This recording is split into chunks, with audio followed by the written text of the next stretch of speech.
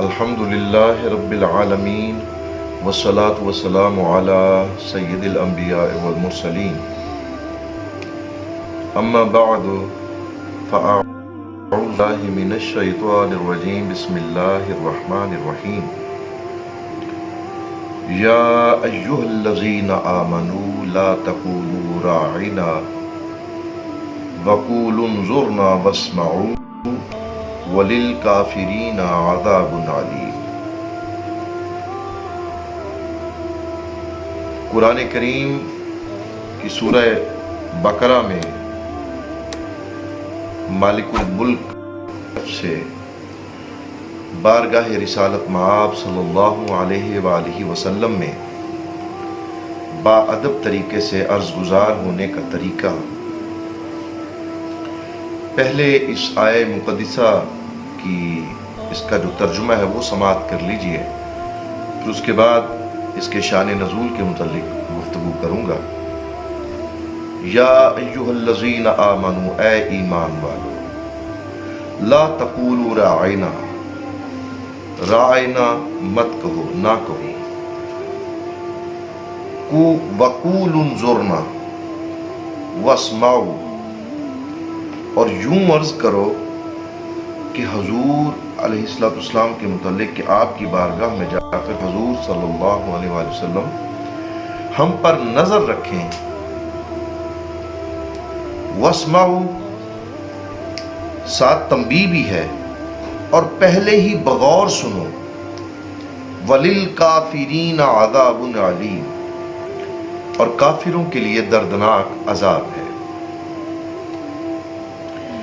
لا تقولوا راعنا، اس کا شان نزول جو ہے کہ جب حضور علیہ السلام آپ اپنے صحابہ اکبار رضوان اللہ اجمعین کو کچھ واعظ و نصیحت یا کچھ تلقین فرماتے تو آپ کی طرف سے یہ ان کو اجازت تھی کہ اگر گفتگو کے دوران کوئی آتا ہے اور کچھ گفتگو گزر چکی اور کچھ اس نے سماعت کر لی، یا کسی کو اگر اس گفتگو کے متعلق کچھ سمجھنا ہے مزید وسعت کے ساتھ، تو وہ آقا کریم علیہ السلام کی بارگاہ بے کس پناہ میں عرض کرتے، راعنا رسول اللہ صلی اللہ علیہ وسلم، رعایت کیجئے ہمارے ساتھ، یعنی ہمیں سمجھنے کا اور موقع عطا فرمائیے، یا ہمیں مزید سمجھا دیجئے، یا دوبارہ ہمیں بتا دیجئے یہ بات۔ اب یہی جو لفظ ہے راعنا، یہودیوں کی جو لغت ہے اس میں یہ کلمہ جو ہے یہ بے ادبی کا معنی رکھتا تھا، اور ان لوگوں نے جب مسلمانوں کو اس طرح سے جناب سرور کونین علیہ السلام کی بارگاہ بے کس پناہ میں راعنا یا رسول اللہ صلی اللہ علیہ وسلم کہتے ہوئے سنا، تو انہوں نے ایک ٹھٹھے کی صورت میں، تمسخر کی صورت میں اس طرح سے سرکار کو پکارنا شروع کر دیا۔ حضرت سعد بن معاذ رضی اللہ تعالیٰ عنہ جو لغت کے اعتبار سے یہودیوں کی جو کلمہ یہ رائج تھا اس کے معنی سے بخوبی واقف تھے۔ جب آپ نے یہ سنا تو آپ تو تلوار نکال کر کھڑے ہو گئے کہ اے دشمنان خدا، خبردار اگر تم میں سے کسی نے دوبارہ کوئی تضحیک آمیز یا تمسخر آمیز کوئی جملہ میرے کریم رؤوف الرحیم آقا علیہ السلام نے نکالا تو اس کی گردن اس کے تن سے جدا کر دوں گا۔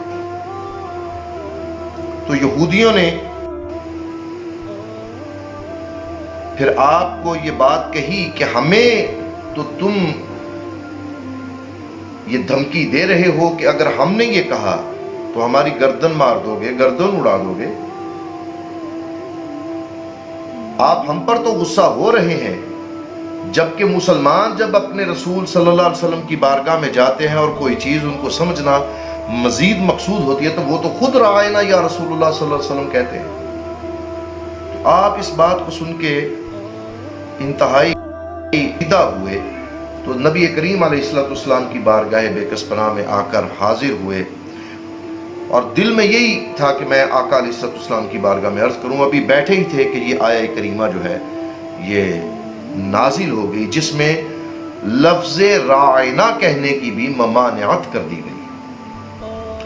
اور اس معنی کا دوسرا لفظ انظرنا کہنے کا حکم ہوا۔ اب یہ ذرا غور طلب چیز ہے کہ یہ جو آیہ مقدسہ ہے، یا ایھا الذین آمنوا لا تقولوا راعنا قولوا انظرنا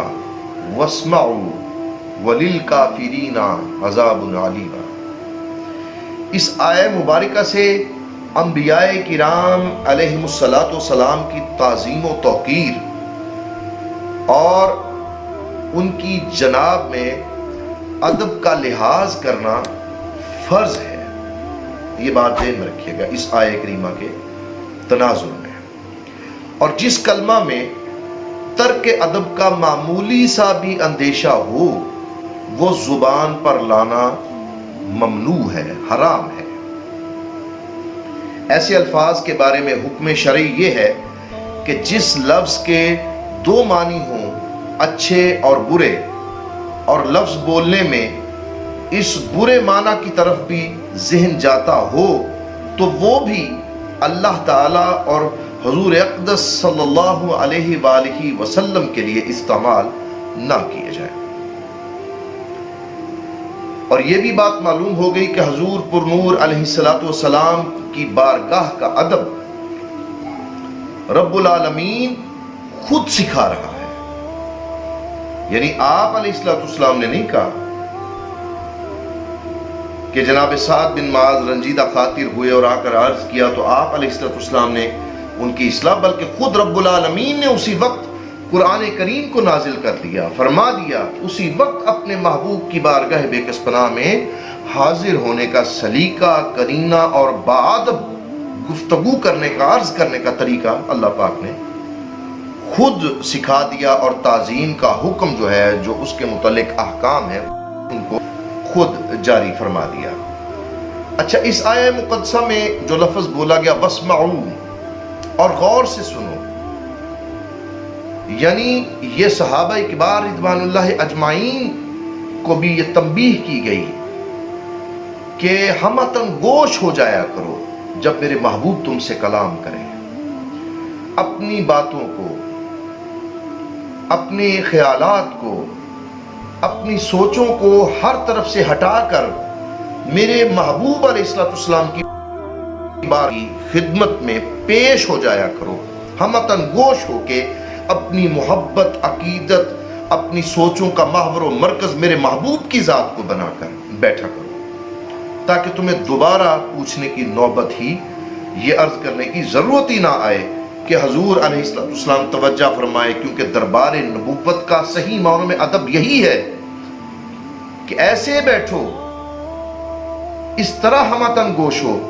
کہ پھر دنیا کی کسی بات کا کوئی شائبہ تمہارے قریب سے نہ گزرے۔ وَلِلْكَافِرِينَ، اور کافروں کے لیے جو اللہ پاک نے جو عذاب کے متعلق حکم دے دیا، یعنی جو یہودی سید المرسلین